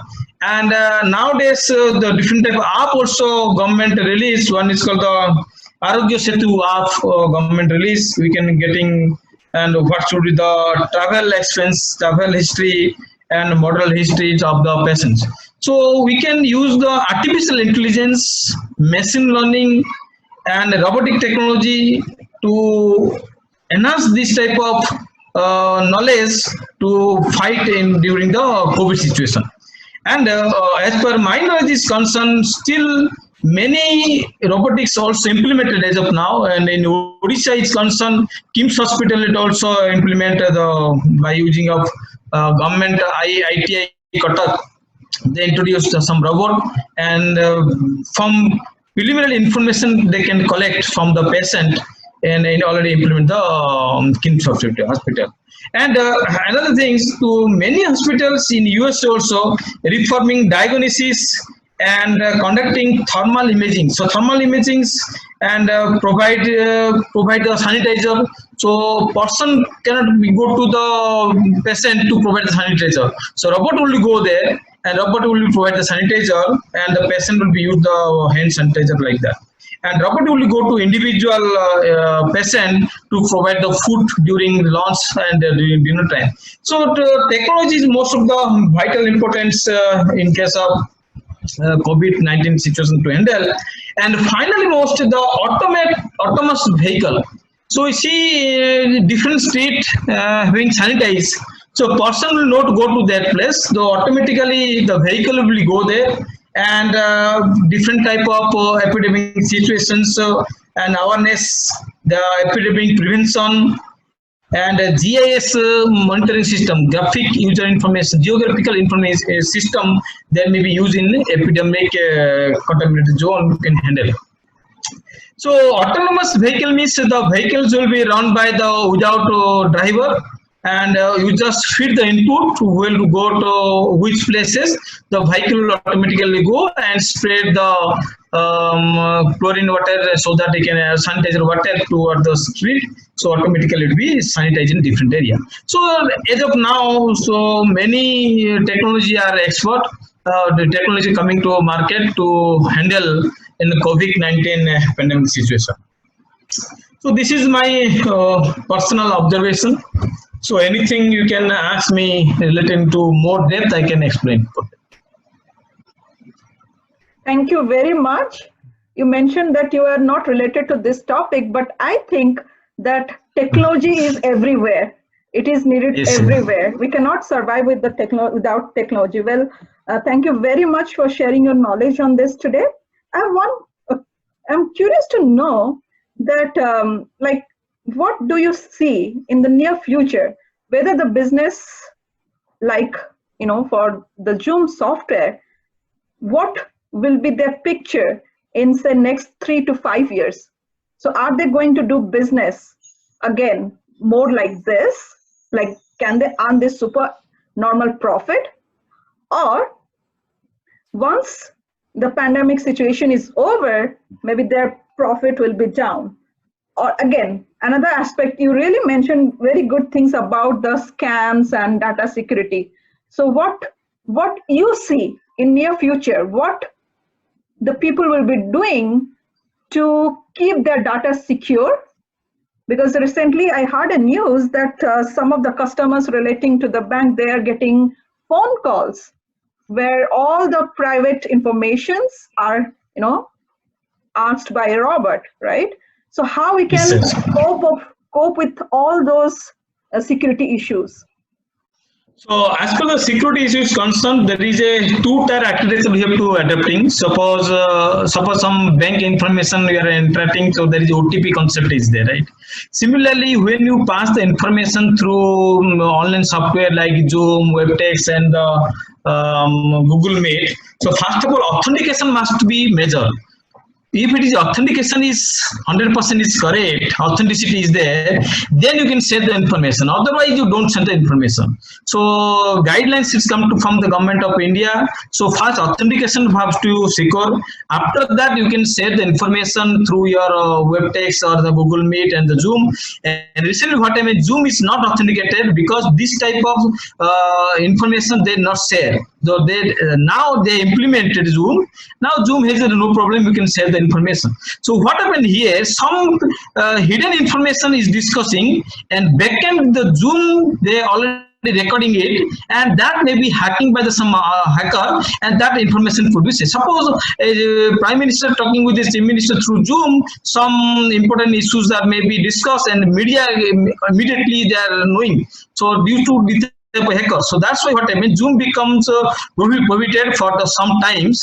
Now the Google Meet is one of the authenticate software released by the government of India. Now people are using. As per security concern, so better you measure more security aspect like a authentication, two-tier authentication or three-tier authentication. So password recovery, so that you can implement it so that it will be no more problems in the future. Thank you very much. I appreciate your time and sharing knowledge with us today.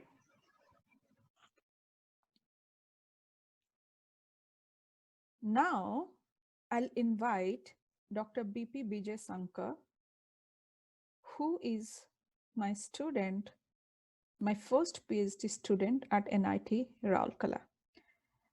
It's a proud moment for me to invite Dr. B.P. Bijay Sankar to this webinar.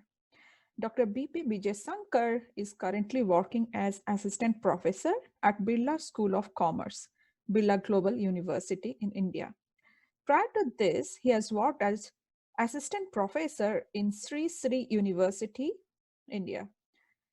He has also contributed towards teaching in various areas of corporate finance, financial and cost accounting, management accounting, financial management, corporate restructuring, and business research methodology, which are also his teaching and research interest. He has completed his Doctor of Philosophy degree from School of Management, National Institute of Technology, Rourkela, and the Master of Commerce from Ravenshaw University. His research work broadly focused on corporate finance. He is the receiver of Doctoral Scholar Award from Indian Council of Social Science Research. There are several research papers to his credit in various reputed national and international journals. Dr. Sankar has attended and presented 14 research papers in various national and international conferences. I welcome Dr. B.P. Bijay Sankar to share his ideas and thoughts on the title, Potential Problems and Risk of COVID-19 on Mergers and Acquisitions. Dr. Bijay Sankar. Thank you, madam. Hope my voice is audible to all of you. Yes. Yes, yes. Yes, thank you. Thank you, madam, for your kind words about me. First of all, pranam to all senior professors of today's session. It is very happy moment for me to participate as a panelist for today's discussion, which is organized by my lovable guide, Dr. Lipsa. I am deeply thankful and blessed to have such amazing guide. Thank you, madam. As all panelists mentioned that the COVID-19 pandemic is affecting not only public health, but also global business operation and economic as a whole. This pandemic has impacted merger acquisition activity from economic and legal perspective. As Professor Bal mentioned, that together we can achieve more. This is the basic concept of merger acquisition. Merger and acquisition is a growth strategy to survive in this competitive world. At the start of the year, M&A experts had predicted that 2020 would end up with another strong year in M&A segment. However, the outbreak of coronavirus has altered the scenario. Here the question arises, what are the possible effects of this pandemic on the terms of ongoing M&A deal and how it will affect the future corporate transactions? I'm just highlighting the important factors of M&A transaction which are arising as a result of COVID-19 impact. First, generally in M&A transaction, the time between the signing of agreement and the closure of the transaction is very crucial. And in this period, the material adverse change clause, shortly known as MAC clause, plays very important role in M&A transaction. MAC clause discusses the parties to a contract with a right to terminate the contract upon the occurrence of any material event. And as you know, this pandemic has affected materially to all corporate transactions. So in this pandemic period, both parties may utilize the MAC clause more as basis for renegotiating the deal terms rather than the way out of the deal. So MAC clause plays very important role in this situation in all the corporate deals. Another important factor is due diligence. In this situation, buyers may go for interim period due diligence, focusing on the impact of pandemic on the seller business. For example, buyer may look more deeply the strength of the account receivable and the availability of the key employees to continue the operation, outstanding debt, and free cash flow of target companies. But buyer companies may face some challenges to carry out the due diligence process because of lack of access to various areas due to travel restriction and remote working arrangement. So it is hard to get sensitivity data on related to employee data and stock position target companies. So due diligence is also a big issue in this situation. Next one is valuation. The synergy of M&A highly depend upon the proper valuation.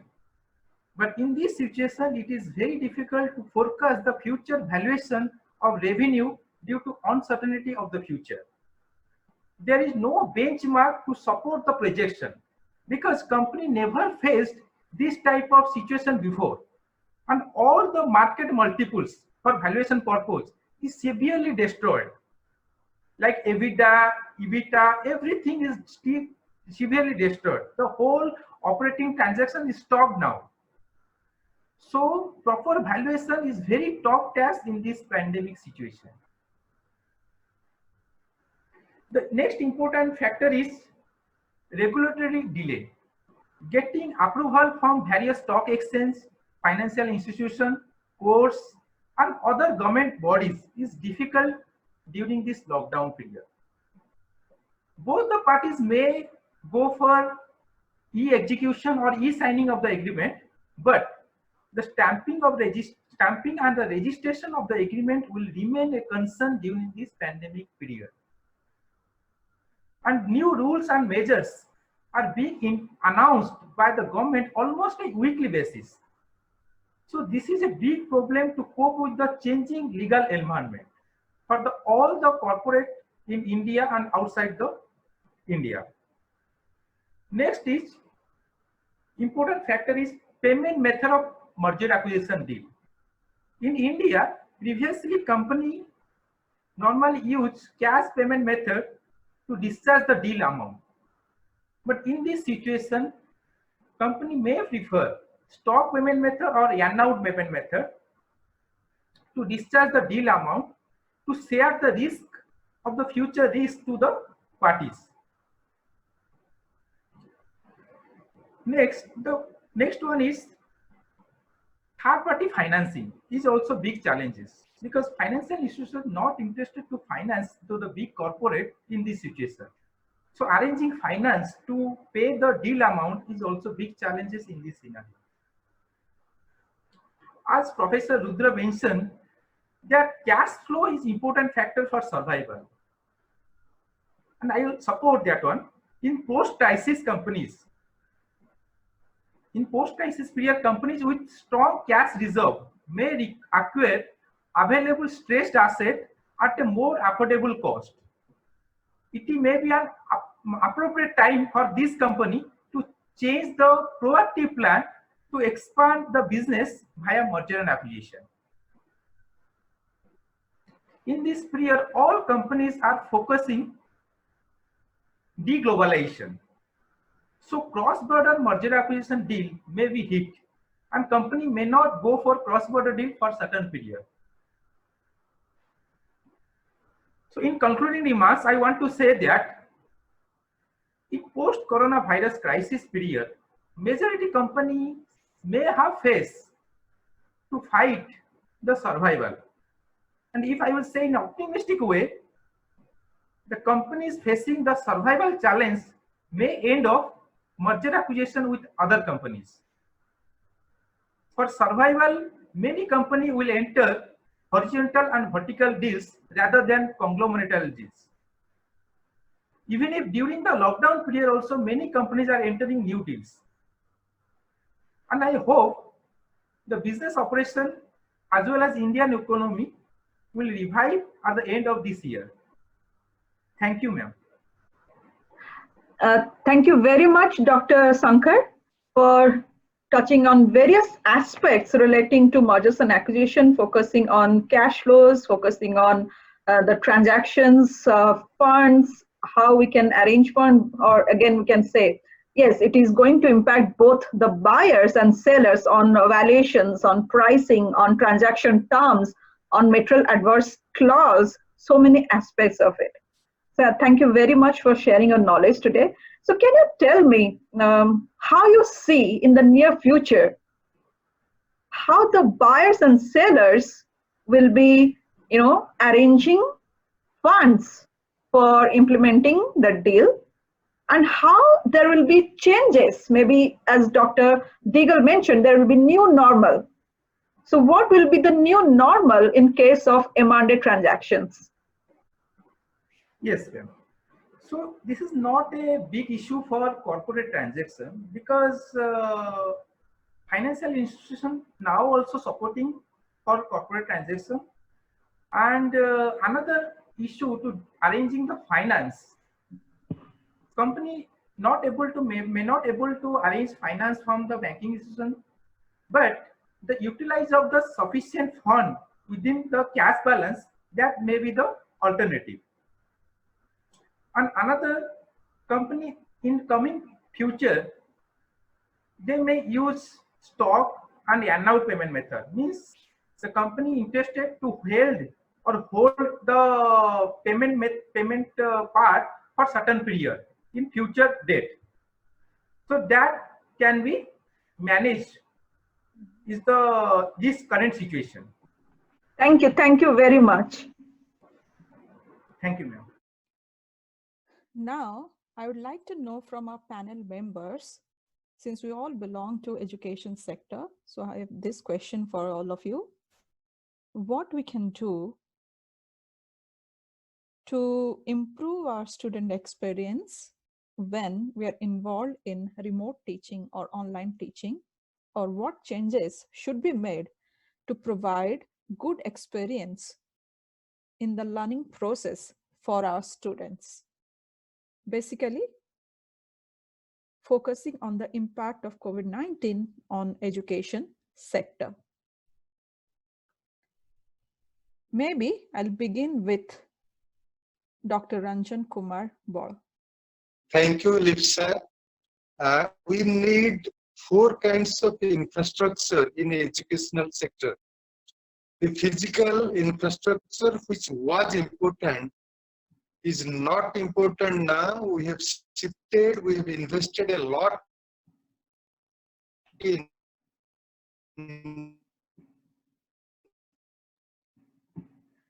Dr. Bal, we cannot hear you now. digital infrastructure. Am I audible now? Yes, please continue. So what we need 4 kinds of infrastructure. The first and second one, physical infrastructure and digital infrastructure, we have now. We have invested in digital infrastructure. The third one, which we have to invest, is intellectual infrastructure. Developing the e-contents, developing the knowledge level, and inspiring the students to increase their skill level. Both knowledge and skill are important now. So therefore, intellectual infrastructure, we have to develop a lot. And towards my end of the speech, I also told regarding emotional infrastructure. That means motivating our students, reducing their weariness, anxiety level, and increasing the overall well-being of the students, because they have a lot of fear now. So in my opinion, if the higher education institutions have these 4 kinds of infrastructure, physical, digital, intellectual, and emotional, then certainly they will achieve excellence and they will maintain the quality which is desired. Thank you. Thank you very much. Yes, as you have structured everything in 4 categories, it is easy for us to, focus on that.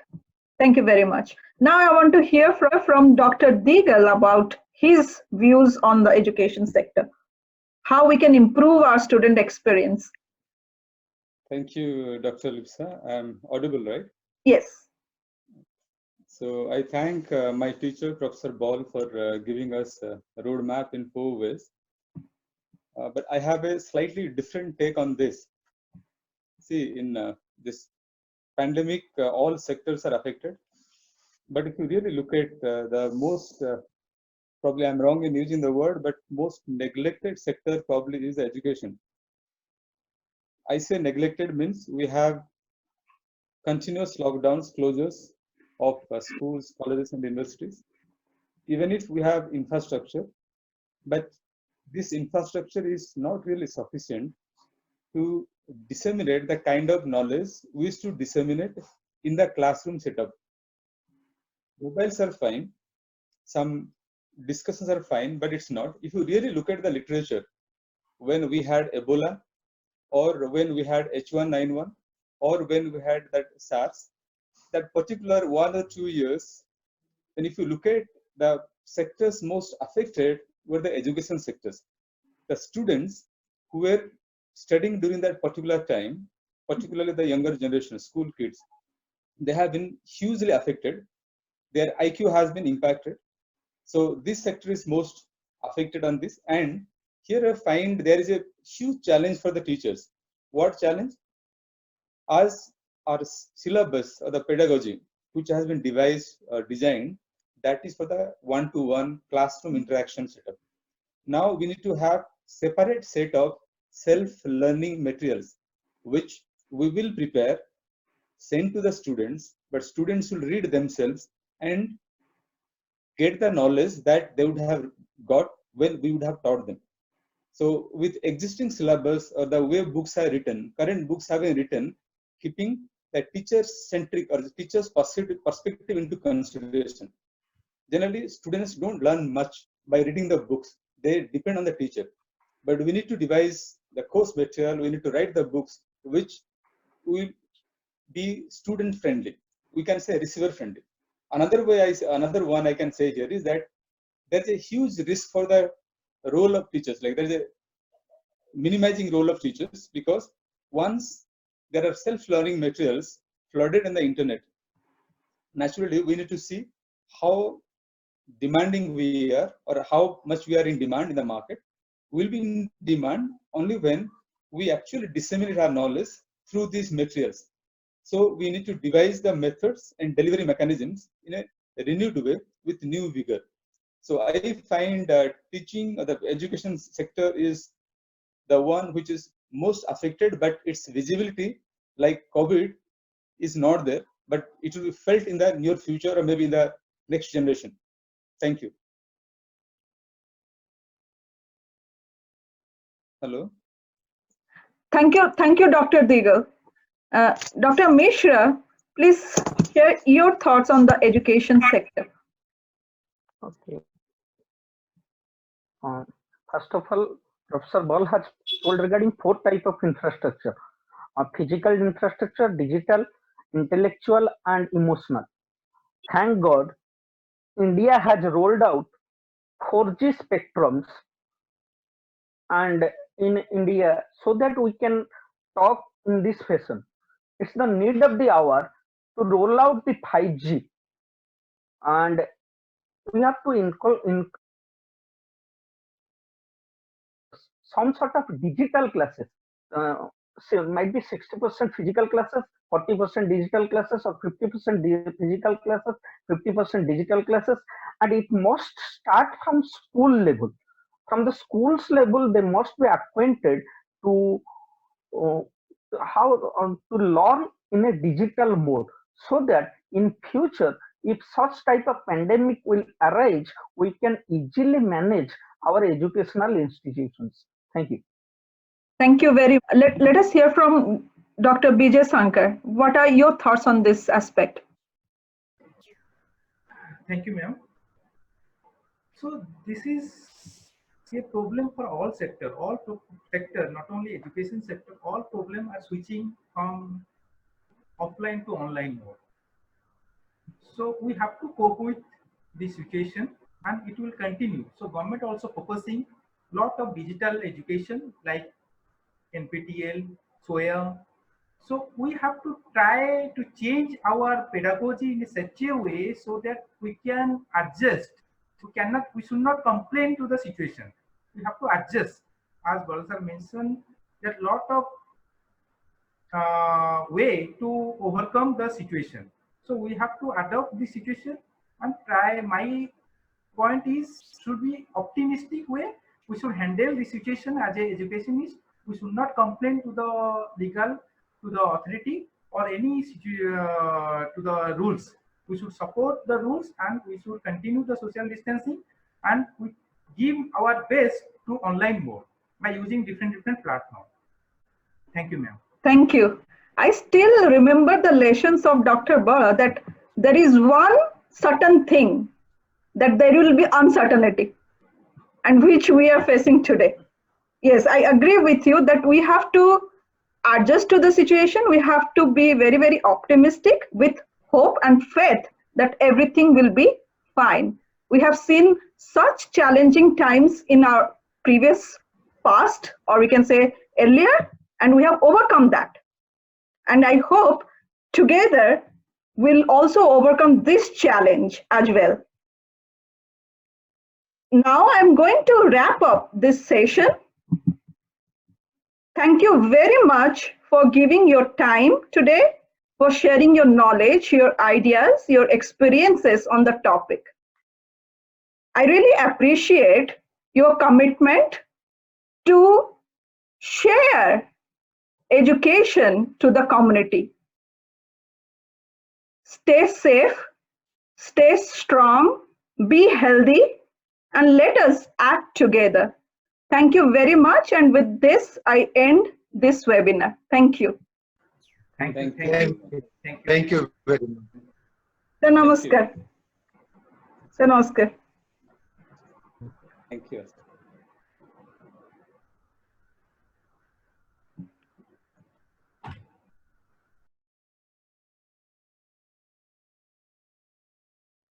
Thank you very much for giving your time today, for sharing your knowledge, your ideas, your experiences on the topic.